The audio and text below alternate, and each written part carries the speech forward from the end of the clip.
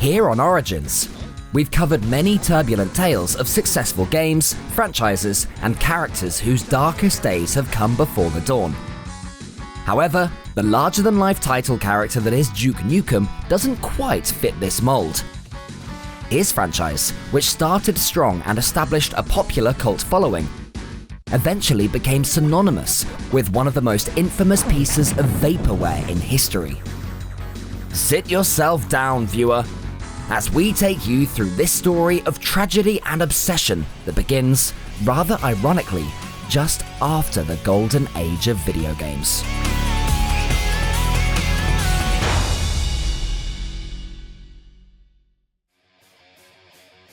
The year is 1986, and in Texas, a young Scott Miller has made one of the biggest decisions of his life to date, choosing to drop out of Dallas University.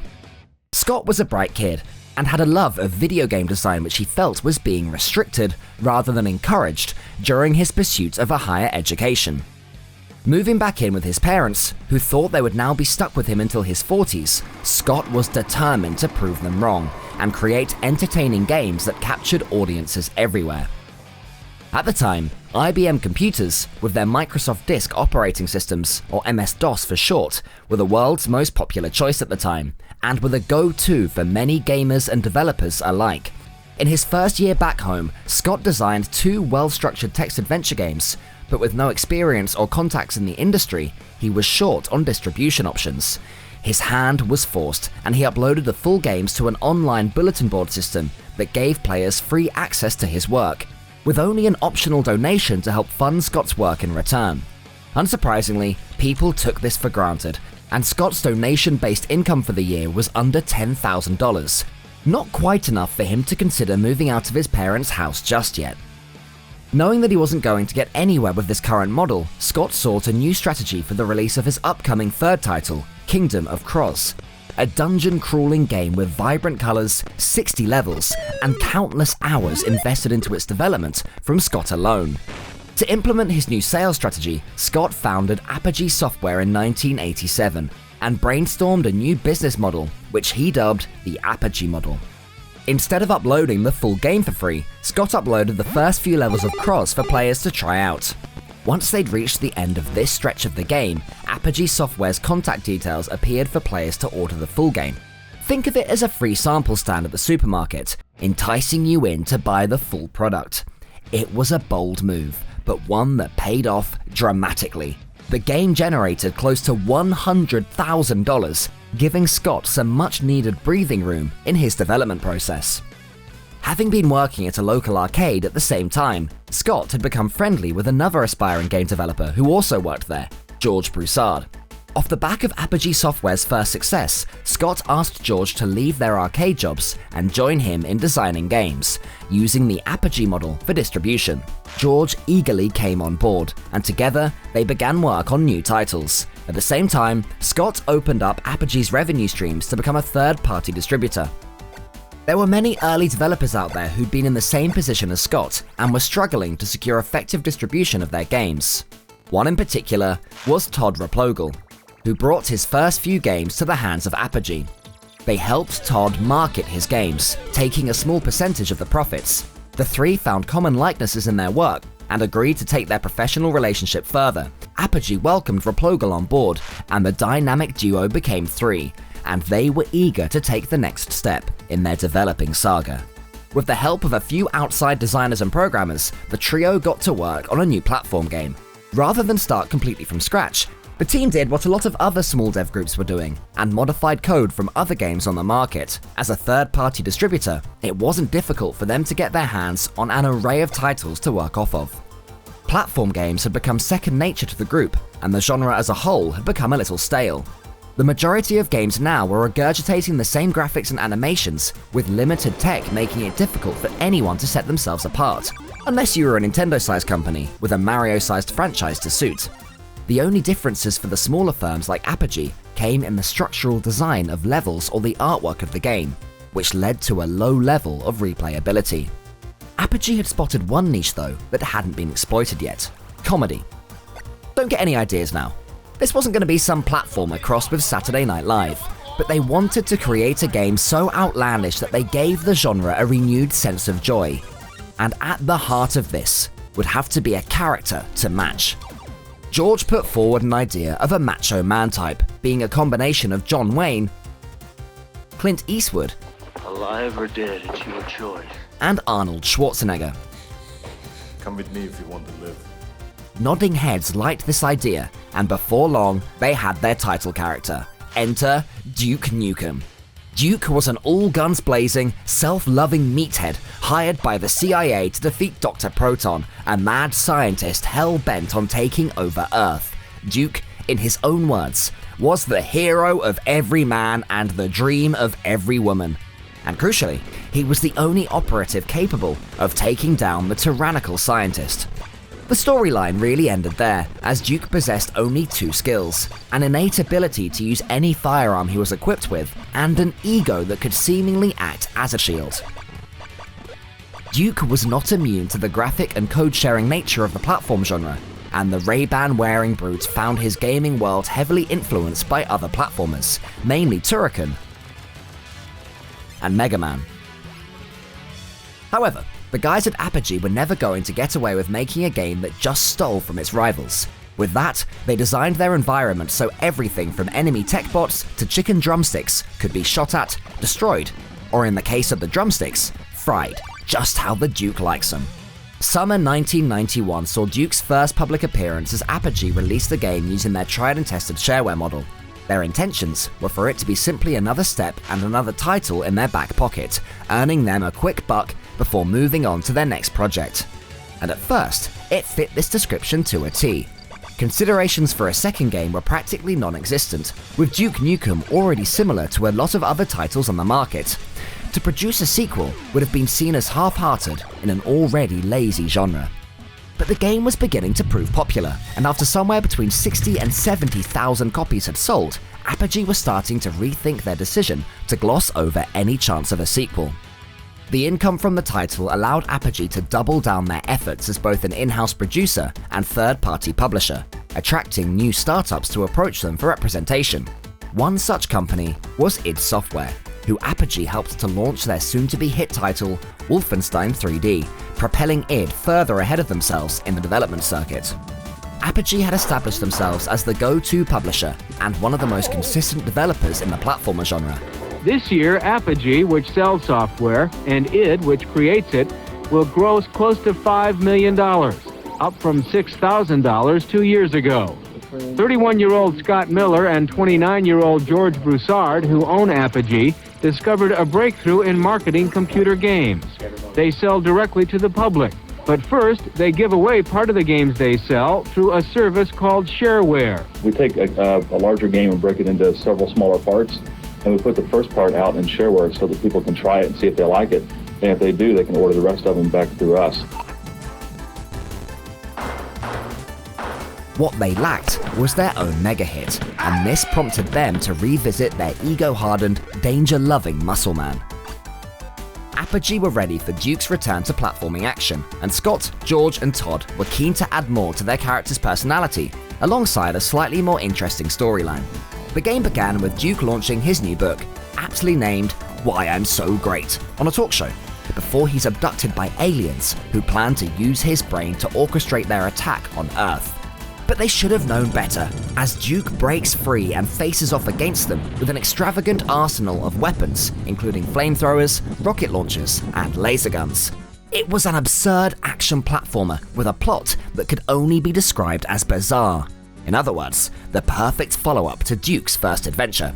The self-proclaimed Adonis also received a graphics upgrade, as well as an update to his gameplay, which allowed aimed shooting rather than just fixed horizontal firing. With much anticipation for Duke's return, Apogee released Duke Nukem 2 in 1993. But even with all these updates and upgrades, Apogee, without realizing, had released their game just a week before id Software dropped their newest title, Doom. Welcome to the world of Doom, a hellish nightmare for the more real, the more intense world of Genesis 32X. id had enjoyed massive success off the back of Wolfenstein 3D and had been able to publish Doom off their own backs, without the assistance of Apogee.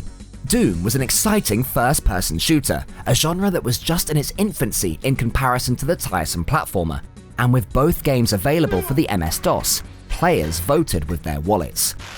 Doom sold millions of copies, while Duke Nukem 2 couldn't crack 100,000. Apogee was still in profit from their title, but this was a lesson to them, that they needed to switch up their approach if they wanted to stay in the game. Apogee began a major rebrand.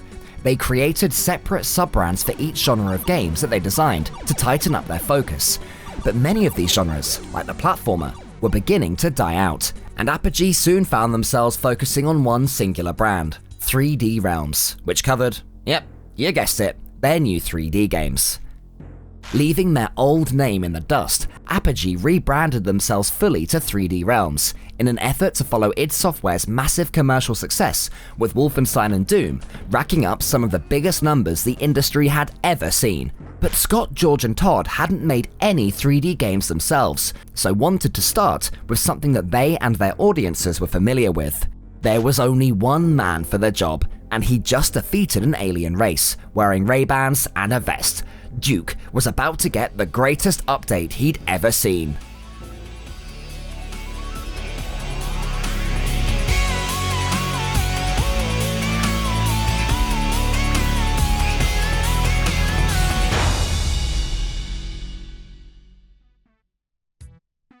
Following the success of his shareware Apogee distribution model, Scott Miller had teamed up with George Broussard and Todd Replogle to design and publish their own games.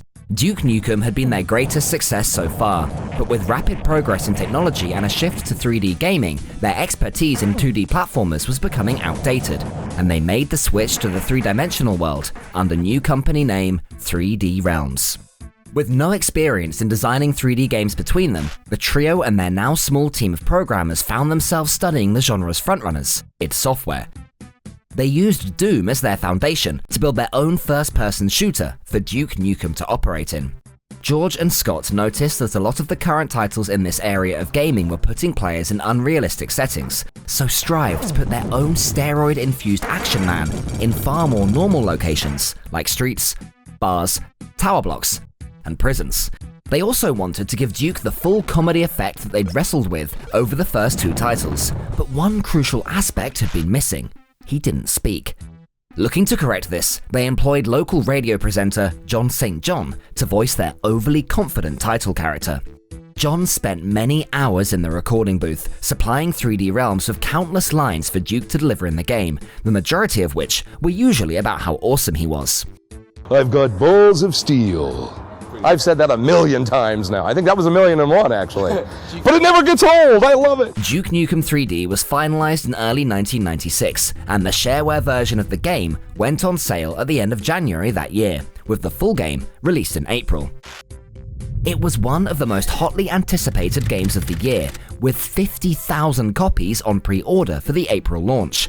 When players finally got their hands on Duke's first steps into 3D gaming, the franchise, to use a term that Duke would approve of, blew up. But this was only the beginning.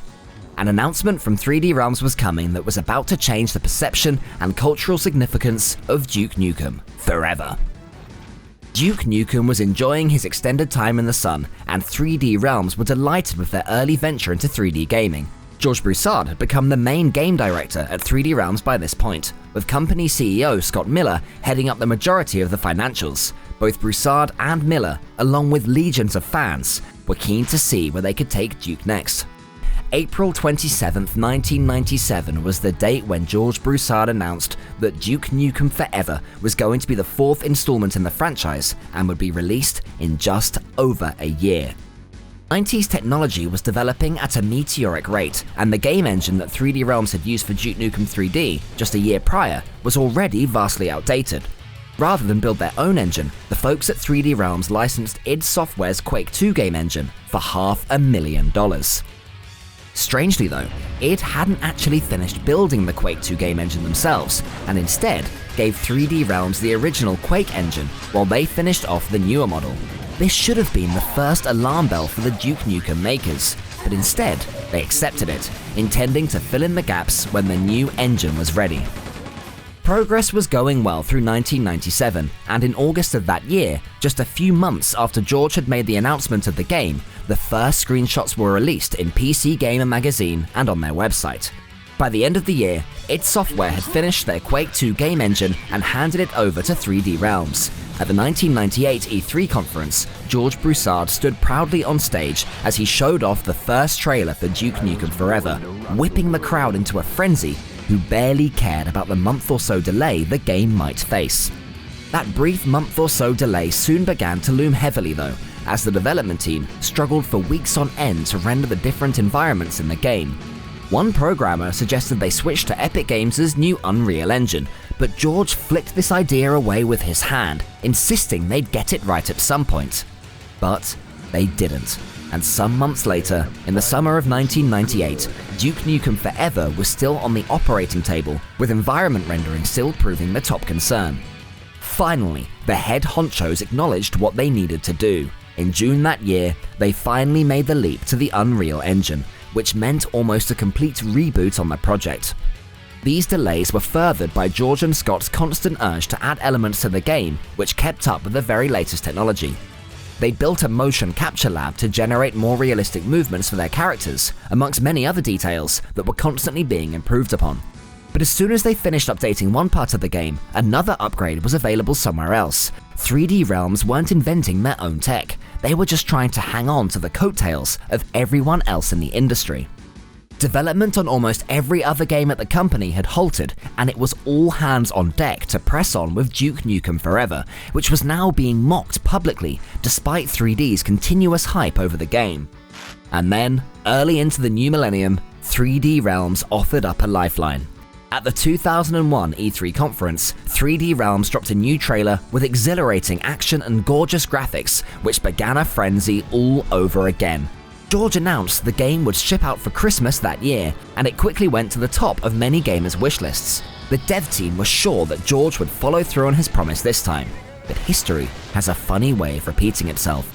Broussard continued to get bogged down in what other games were doing and forgot about his revised Christmas launch date. In fact, another 2 years passed without the game even offering a demo to its fans. The extensive grind on development was taking its toll on the workforce too, and the once company-wide project had now shrunk to just 18 developers. It was in limbo, and whenever any developer was asked when the game would be released, they would all respond with "when it's done," as instructed to by George. This took them as far as 2003. Away from 3D Realms, GT Interactive, who'd been waiting patiently to market and distribute Duke Nukem Forever, were bought out by Take-Two Interactive, the makers of Grand Theft Auto. Take-Two were a lot less polite about 3D Realms' incredibly delayed project, with CEO Jeffrey Lapin making a public announcement that the game would not be out that year, and his company would be writing off nearly $6 million from its earnings due to the game's extensive delays. Broussard didn't take kindly to this public attack and hit back viciously with an expletive-filled rant that did little to help their cause. Lapin was right though, as 2003 came to a close and Duke Nukem Forever was still kept behind closed doors. 3D Realms had reached yet another point where they'd taken so long to make the game that the technology available had modernized once again, and in 2004 they switched out their entire game physics engine for one built by a very unknown Swedish design company called Mekon. The year was spent working this into the coding of the game, and the company went radio silent for the entirety of it, saying the public would get a glimpse at the E3 event in 2005. But we know 3D Realms too well by this point. 2005's E3 conference came and went, without an appearance from George, Scott, or Duke. A decade on a single project was burning out even the most resilient of the dev team. To no surprise, even the most dedicated employees started dropping out and moving on. This was a wake-up call to George. He began sourcing new developers, being transparent with the current state of the project, and, seemingly for the first time ever, became serious about finishing the game. By December 2007, a brand new trailer was released, and news outlets began reporting an unofficial release date for the end of 2008.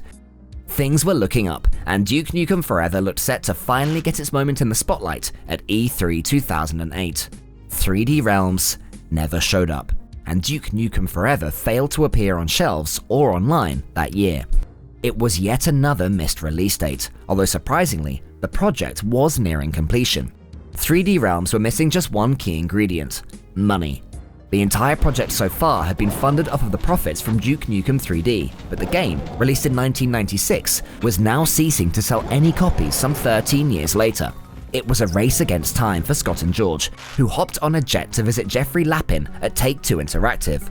They showed Jeffrey what they had and asked for $6 million to complete the game by the end of the year. They didn't get the money. George and Scott were forced to do what had once seemed unfathomable. They suspended development on Duke Nukem forever. $20 million had gone into the game's development, and now 3D Realms had no option but to pack it in. Take-Two had no interest in completing the game themselves, and it looked like Duke Nukem was over. But for those programmers with a profit-sharing incentive, there was still reason to complete the game, and a small group of 8 or 9 of them did exactly that from their own homes. They appealed to Gearbox Software's CEO, Randy Pitchford, who was once a developer on Duke Nukem 3D, and asked him to help finish the game. To their luck, he agreed. The character couldn't die like this, and pledged his support in Duke's time of need.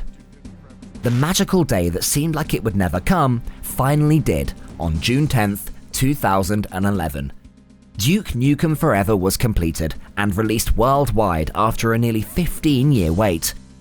In all honesty though, they probably shouldn't have bothered. With original design starting back in 1996, the game was outdated and clunky. Duke Nukem's selling point was its absurd humor and over-the-top action. But the world had evolved a lot over 15 years, both in attitude and technologically. Yet Duke Nukem had only paid attention to the latter, and the foundation of the game was stuck in 1996.